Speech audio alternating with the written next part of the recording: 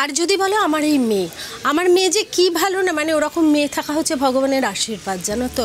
আর মেয়ে এত লেখাপড়ায় ভালো আর এত মেধাবী যে বিদেশের বিভিন্ন ইউনিভার্সিটি থেকে ওর স্কলারশিপে পড়ার সুযোগ আসছে, কিন্তু ও মাকে হেল্প করবে বলে না কিছুদিনের বিরতি নিয়েছে।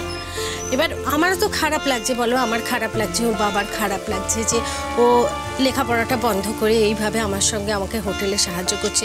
তো বেশি দিন লাগবে না, অলরেডি আমি অনেক কিছু শিখে গেছি, মানে মোটামুটি আমি সামলাতে শিখে গেছি। আর একটু পারদর্শী হয়ে গেলেই তখন মেয়েকে ছুটি দিতে পারবো, বিদেশ যেতে পারবে। ও আমাকে প্রত্যেকটা দিন নতুন করে দেয়, জানো তো, মানে প্রত্যেকটা দিন ও আমার মনে এত শক্তি যোগায় যে আমার মনে হয় যে হ্যাঁ আমি নতুন করে লড়াইটা করতে পারবো। এই হেসেলকে নিয়ে আপনার ভবিষ্যৎ পরিকল্পনা কি? দেখো, ভবিষ্যৎ পরিকল্পনা রকম বললে তো হয় না বাবা। হ্যাঁ, সবের জন্যই অর্থ লাগে বলো। হ্যাঁ, আমি একটু একটু করে চেষ্টা করছি, এখন তো খুব ছোট করেই আছে, তবে আমার একটু একটু করে পয়সা জমছে। যদি ভগবান মুখ তুলে তাকান আমি ভবিষ্যতে একটু বড় কিছু করব, কোনো রেস্টুরেন্ট করব, তখন দেখা যাবে।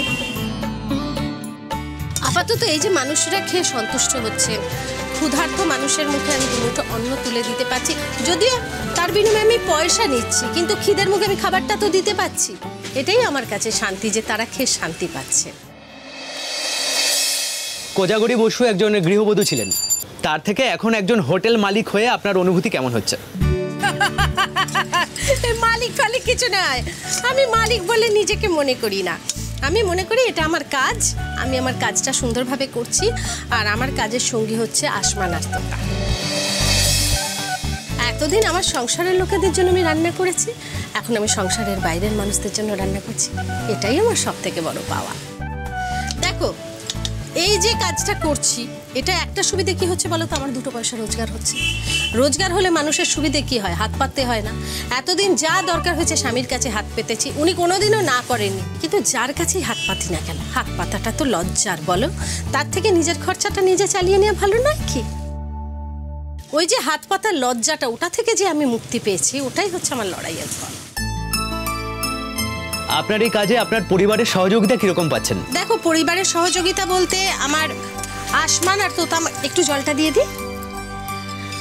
পরিবারের সহযোগিতা বলতে ধরো আমার এই যে আসমান আর তোতা আমাকে সহযোগিতা তো করছেই। আর যদি স্বামীর কথা বলো, তাহলে আমার স্বামী হলেন অধ্যাপক। আজ পর্যন্ত ওনার কোনো কাজে তো আমি ওনাকে সাহায্য করতে পারিনি, পেরেছি কি, তাই না? তাহলে আমি কি করে আশা করব আমার এই কাজে উনি আমায় সাহায্য করবেন? প্রত্যেকের কাজ আলাদা, তাই না? আর আরেকটা জিনিস কি বলো তো, আমি মনে করি যে তোমার কাজে যদি সকলের ভূমিকা থাকে, তাহলে কি হয়, নিজের যোগ্যতা নগণ্য হয়ে যায়। তার থেকে যথাসম্ভব নিজে করে নেওয়াটা ভালো, তাতে নিজের যোগ্যতা প্রমাণ হয় এবং আত্মবিশ্বাস বাড়ে।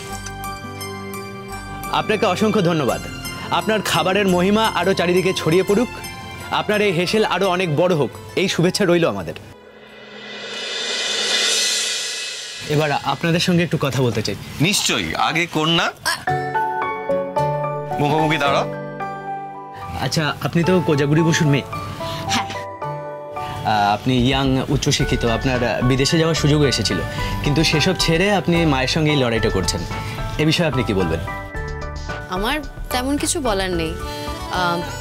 আসলে মার লড়াইটা তো আমারও লড়াই, আর আমরা সবাই কোনো না কোনো সময় আমাদের আত্মপরিচয়ের জন্য লড়াই করেছি। মা হয়তো এত বছর এই লড়াইটা করেননি, এখন হঠাৎ মনে হয়েছে যে এই লড়াইটা ওনার করার দরকার। আর মার এই লড়াইতে আমি ওনার পাশে থাকতে পেরে আমি নিজেকে ধন্য মনে করি। ধন্যবাদ। আপনাকে এবার দুটো প্রশ্ন করতে চাই। আপনি তো কোজাগরীর হেসেলে কোজাগরী বসুর সঙ্গে এই লড়াইটা লড়ছেন, তো এটা নিয়ে কি আপনার কোনো স্বপ্ন ছিল, বা আপনি ভবিষ্যতে এটাকে নিয়ে কি ভাবছেন? দেখুন, এরকম কোনো স্বপ্ন আগে সত্যিই দেখিনি, কখনো ভাবিও নি। তবে কোজাগরী বসু আমার জন্য একটা বিশাল লড়াই লড়েছেন, তার ঋণ আমি কোনোদিন শোধ করতে পারবো না। তবুও মানুষ এটা জেনেও যে সব ঋণ শোধ করতে পারবে না, চেষ্টা করে কিছু কিছু ঋণ শোধ করা। আমিও সেই চেষ্টাই করছি, আর সেই চেষ্টা করতে করতে কোজাগরী বসুর সমস্ত স্বপ্ন আর আমার সব স্বপ্ন এখন মিলেমিশে একাকার হয়ে গেছে। এখন কোজাগরী বসুর স্বপ্ন এখন আমার দু চোখে কাজলের মতো লেগে আছে। এর থেকে মুক্তি পাবো বলে আমার মনে হয় না, আর আমি মুক্তি চাইও না। খুব সুন্দর বলেছেন, আপনাকে অসংখ্য ধন্যবাদ। বলছি, এটা নিয়ে কি ভবিষ্যতে আপনি কোনো বড় স্বপ্ন দেখেন? শুধু আমি নই, আমরা এখানে যারা কাজ করছি সবাই একটা বড় স্বপ্নই দেখি কোজাগরীর হেসেলকে নিয়ে। আমরা অদূর ভবিষ্যতে কোজাগরীর হেসেলকে একটা বড় ব্র্যান্ড হিসেবে তৈরি করতে চাই।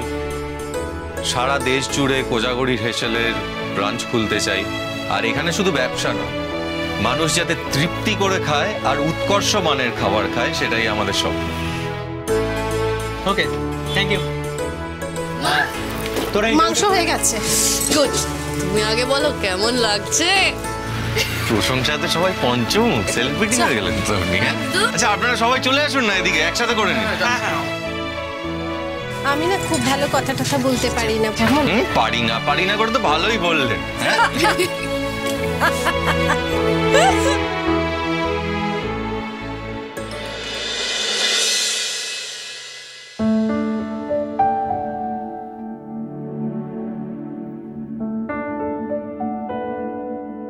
কাকিমা, তুমি কেমন আছো আজকে? শরীর ঠিক আছে? হ্যাঁ, মোটামুটি ঠিক আছে মা গো। তো তুমি এখনো বেরোওনি, আমি তাই ভাবলাম একবার দেখা করে যাই। যাবো, এই জলখাবারের ব্যবস্থাটা করে দিয়ে যাচ্ছি। আচ্ছা আচ্ছা, একটা কথা, তুমি কি ছোটুদের বাড়িতে একবার যেতে পারবে? মানে ছোট মিঠিকে তো জানানো দরকার। আমার যেতে যেতে তো সন্ধে হয়ে যাবে, তার আগে তো আমি পারবো না। না, সেটা করলে তো চলবে না। দুদিন বাদেই বিয়ে বাড়িতে করানো আসছে। আর মিঠি তো জানো একটু ডিফিকাল্ট, ওদের বাড়িতে গিয়ে না বললে তো ব্যাপারটা অন্যরকম হবে। আমার মনে হয় আজই যাওয়াটা উচিত। এই বুড়ো, একটা কথা বলি, তুই আমাদের অপরাজিতাকে নিয়ে যা না। হ্যাঁ, ইউনিভার্সিটি থেকে ফেরার পথে তোরা দুজনে একসঙ্গে ওখানে হয়ে আসবি। তা না হলে তুই বাড়ি আসবি, বৌমা যেতে পারবে কি পারবে না, থাকবে কি থাকবে না, ও তো 8টে সাড়ে 8টার আগে ঢুকতেই পারে না বাড়িতে। কার সঙ্গে যাবে বললেন? কেন শুনতে পেলে না? বললাম তো, অপরাজিতার সঙ্গে।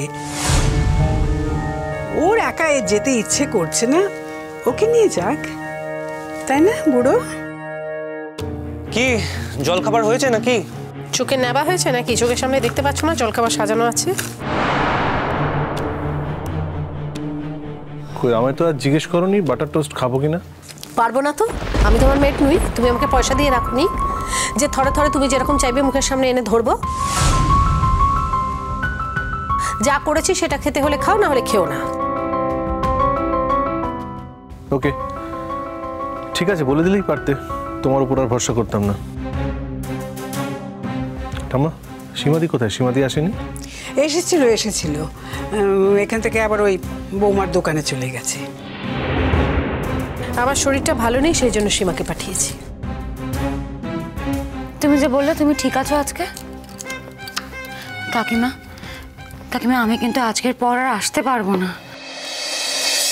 মা বলেছে যে কদিন বিয়ে বাকি আছে, আর সেই কদিনের জন্য যাওয়া আসাটা একটু বন্ধ রাখতে। ঠিক বলেছেন। তো সেই জন্য আমি তোমার সঙ্গে দেখা করতে এলাম। আর সত্যি তো তোমার চোখ মুখের চেহারা আমার ভালো লাগছে না। তোমাকে দেখে মনে হচ্ছে যে তুমি পুরোপুরি ঠিক হওনি। শোনো না, একবার ডাক্তার দেখিয়ে নাও অন্তত। কাকু, বলছি কাকিমাকে একবার ডাক্তার দেখিয়ে আনো না। তোমার কাকিমা তো ছোট খুকি নন যে আমি জোর করে নিয়ে যাব। ওনাকে যখন আমি জিজ্ঞাসা করছি যে তোমার শরীর ঠিক আছে তো, উনি উত্তর দিচ্ছেন না। এখন আমার কি করণীয়? উনি যদি আমাকে অনুমতি দেন তাহলে আমি অবশ্যই ডাক্তারের কাছে নিয়ে যাব।